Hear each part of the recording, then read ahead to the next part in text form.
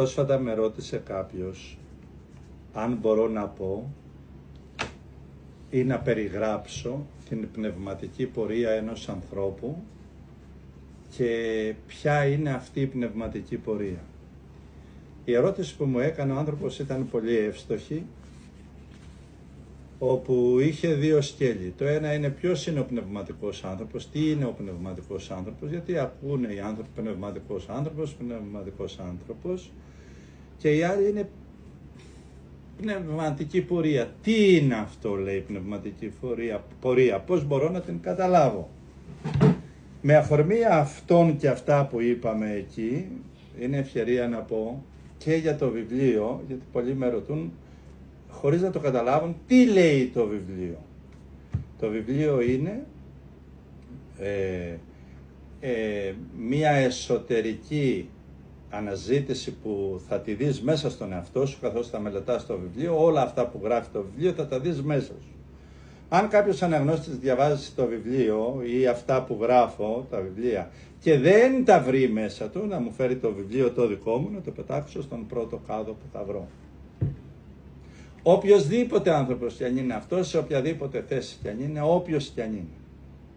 Γιατί το βιβλίο και αυτά που έχω γράψει είναι η πνευματική διαδρομή του ανθρώπου από τον άνθρωπο τον βιολογικό μέχρι τον άνθρωπο του πνεύματος και της θεώσεως. Τι είναι ο πνευματικός άνθρωπος? Ένα-ένα. Ο πνευματικός άνθρωπος για εμένα είναι ο άνθρωπος που έχει οντολογική ποιότητα, που έχει υπαρξιακή ποιότητα.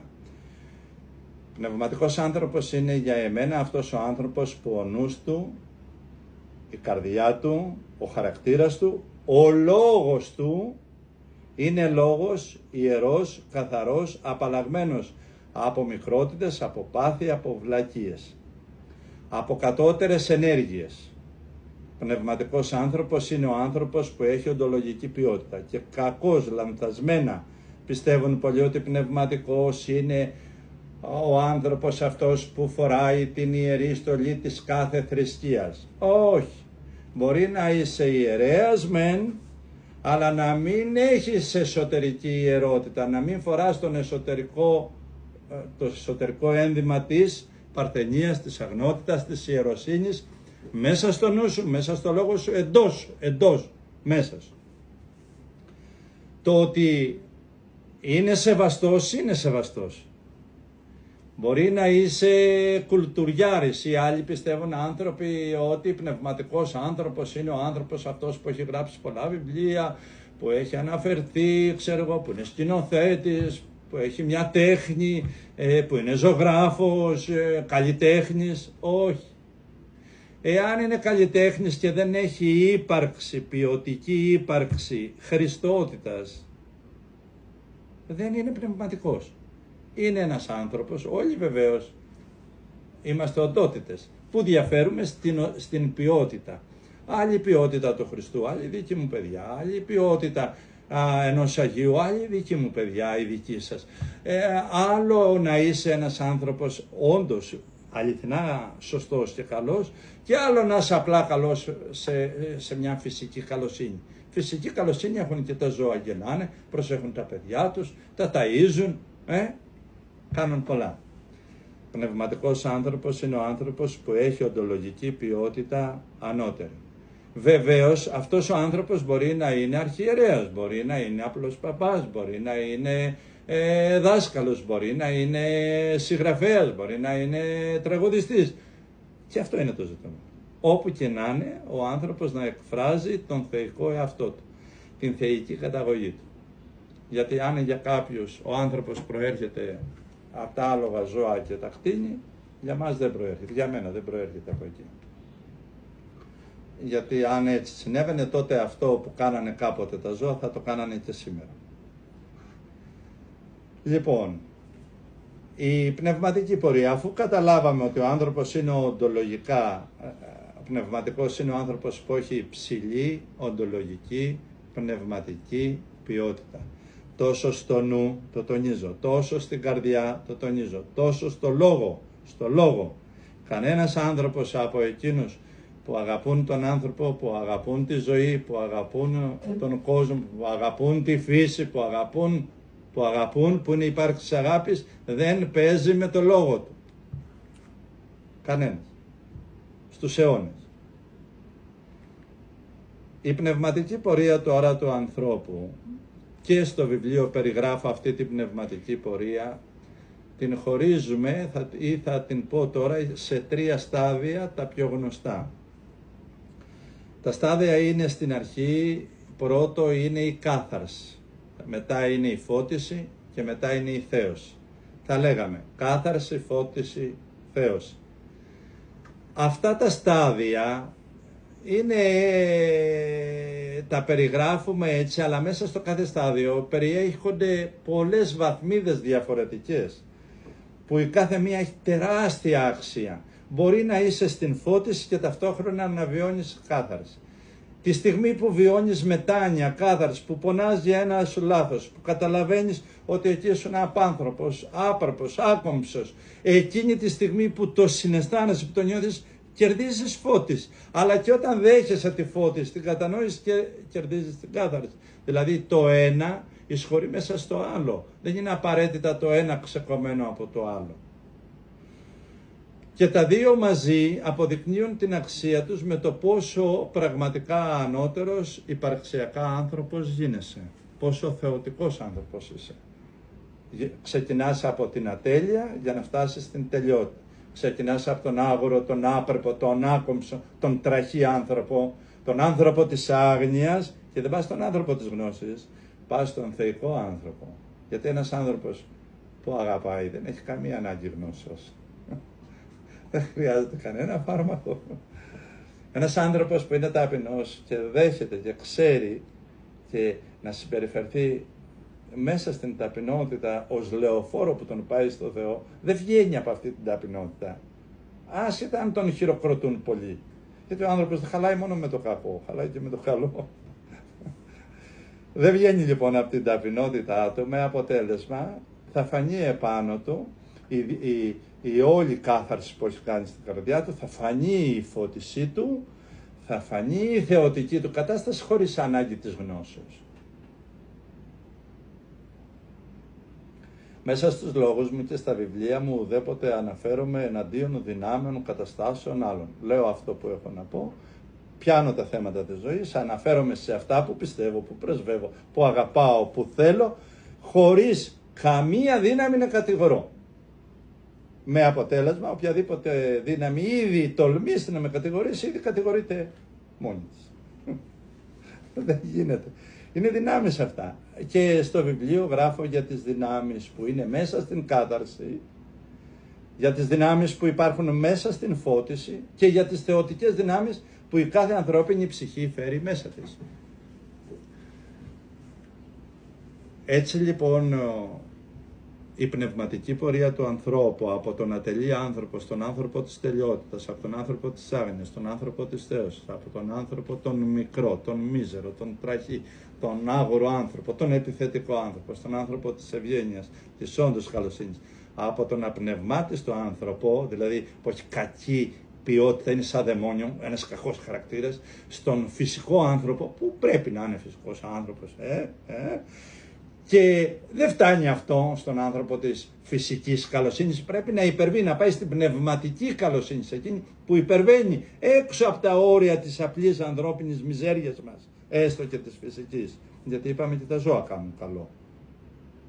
Όταν ζεις βιολογικά, έχεις καλοσύνη, μπορεί να μην έχεις καλοσύνη. Και θα σας το αποδείξω τώρα. Λέει ένας μεγάλος ποιητής και προφήτης. Λέει, οι άνθρωποι αγάπησαν το μίσος, αγάπησαν την κακία, αγάπησαν τη φθορά, αγάπησαν, λέει, τα λόγια που καταστρέφουν τον συνάνθρωπό τους. Είναι εύκολο να κάθεσαι και να λες μαλάκα το καθένα. Είναι εύκολο να κάθεσαι και να κατηγορείς και να έχεις και δίκιο. Το στρατηγό, τον πολιτικό, τον κοινωνιολόγο, τον έτσι, τον όλους να τους κατηγορείς, τον ιερέα, όλους τον Χριστό, όλους. Θα σου κατηγορήσω εγώ τον Χριστό, λογικά. Τι μας λέει, να μισείς τον πατέρα για τη μάνα σου? Λέει κάπου ο Χριστός. Αν δεν μισεί τον πατέρα για τη μάνα του κάποιος για μένα, δεν είναι μαθητής μου.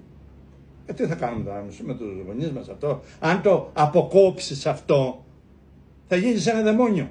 Δεν θα καταλαβαίνεις ποιον προσβάλλεις και τι κάνεις. Λοιπόν, χρειάζεται πνευματική αρετή. Αρετή που υπερβαίνει. Και δεν μιλάω για φιλοσοφική κατάσταση. Μη μου πείτε ότι ο Σωκράτης, ο Πλάτωνας, οι μεγάλοι που αγαπάτε, ήταν Αθηναίοι άνθρωποι αυτοί. Δεν ήταν Αθηναίοι άνθρωποι. Ήταν κάτι πάνω από Αθηναίοι. Είχαν μια πνευματική αρετή.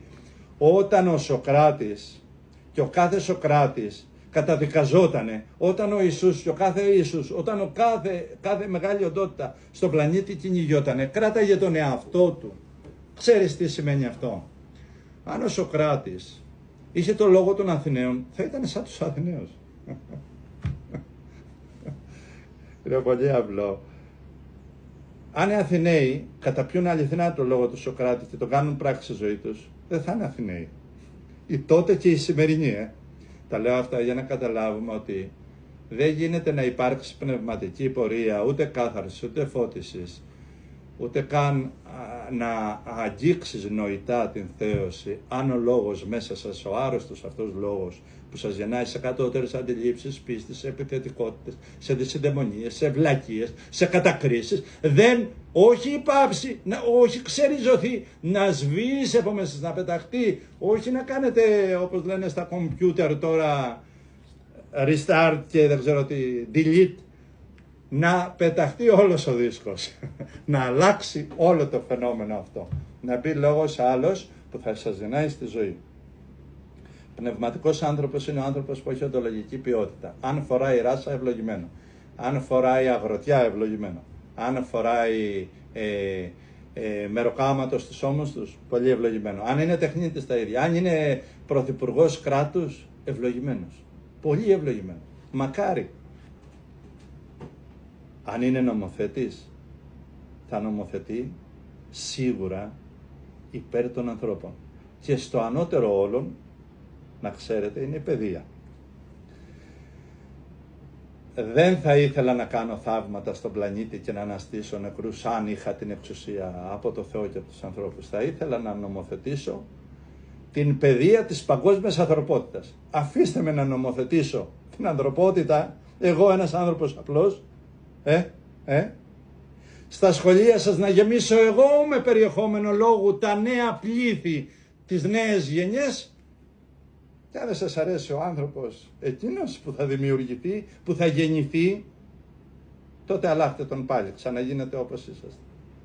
Λοιπόν, αυτά τα λέω για να καταλάβουμε ότι δεν υπάρχει φώτιση, δεν υπάρχει κάθαρση, δεν υπάρχει θέωση αν δεν υπάρξει ποιότητα ανώτερου λόγου. Ο άνθρωπος είναι απόσταγμα του λόγου του και στο βιβλίο μέσα, στα βιβλία μου μέσα, είναι εσωτερική κατάσταση και δίνει αληθινή πνευματική εξέλιξη, αληθινή μυσταγωγία στο εσωτερικό σου, εντός σου. Δεν σου λέει αν μπορείς να πας σε πάει.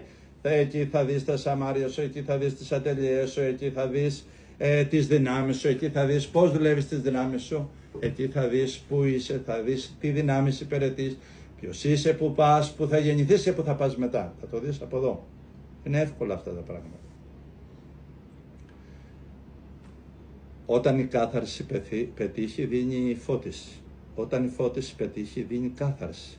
Όταν η κάθαρση και η φώτιση εναρμονιστούν σωστά, δηλαδή και το αρνητικό σου και το θετικό σου υπηρετήσει μέσα στον θεϊκό άνθρωπο, τότε έχουμε την αρχή της θέωσης.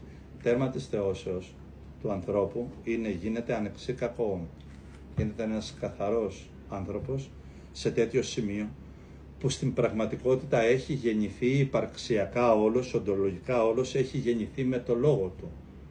Όπως παιδιά μας γέννησε η κοινότητα, μας γέννησε η ατμόσφαιρα που είχε το περιβάλλον μας, οι αντιλήψεις, οι ιδέες, οι πίστης, όλα αυτά που μας γέννησαν, έτσι καθώς ξεκινάς όντως την πνευματική σου κάθαρση και όντως ξεκινάς την πνευματική πορεία και μέσα σε αυτά τα στάδια σφύριλατείσαι, εξελίσσεσαι, τότε συμβαίνει το εξής. Γεννιέσαι ενσυνείδητα εκεί που επέλεξες. Και από ένα σημείο και ύστερα, αφού όντως η γέννηση μεγαλώσεις με την καινούρια σου γέννηση, τι συμβαίνει? Πάβει για σένα κάθε πόλεμος. Πάβει κάθε ανάγκη να αποδείξεις.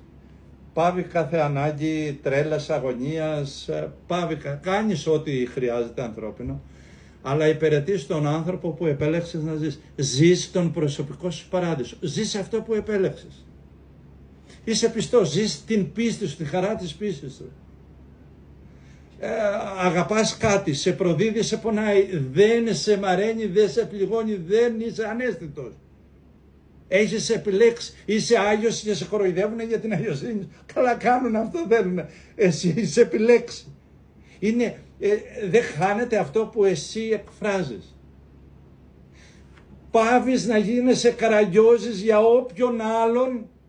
όποιον άλλον θέλει. Είσαι εκεί, είσαι παρόν, είσαι βοηθός. Είναι μια άλλη ζωή, μια καινούργια ζωή. Σε αυτά τα λόγια που προσπαθώ να πω, μόνο μια φράση μπορεί να τα περιγράψει όλα μαζί.